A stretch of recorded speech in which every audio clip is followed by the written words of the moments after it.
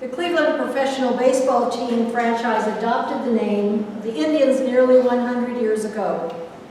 It has been claimed that the adoption was intended to honor Louis Socolites, a Native American baseball player on the team's early history, but the Cleveland daily newspapers during that time articulated in blatant, racist, and demeaning language.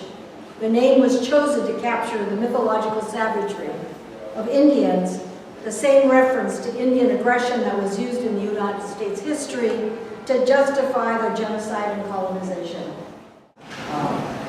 I think that our very presence challenges people's idea of who they think we are, and we must always be present.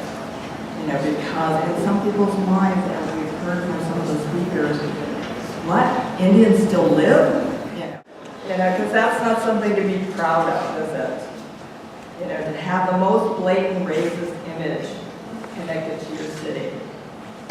That is Little Red Sambo. Same as Little Black Sambo. And so, it's time for the name and the image to go, because it is a barrier to how people see us and interact with us. Because people go on, they grow up in this community and go on to positions of power that impact Native people no matter where we live in this country. It's time for it to go. My father's parents were Yankton Sioux, and my parents met here in Cleveland, Ohio through the relocation program.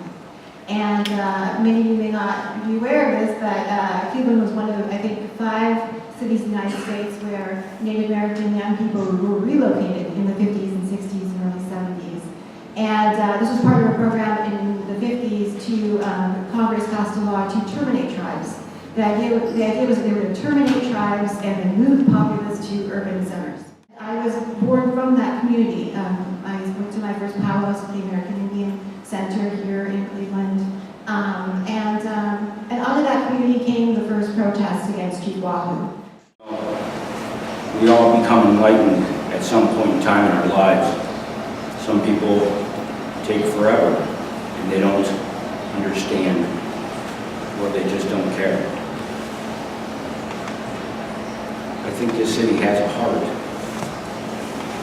I think the residents in this city have a heart. It's just been misplaced.